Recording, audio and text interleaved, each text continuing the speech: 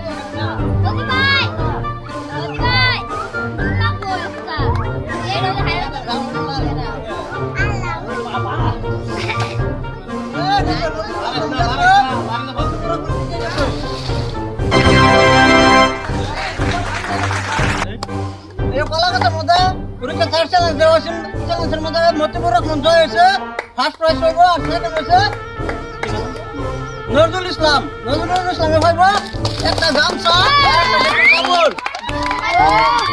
আর মতিপুরা কোনে পাইব একটা ডেটল সাবুন, একটা সবিনের প্যাকেট, একটা এক পোলাও চাল।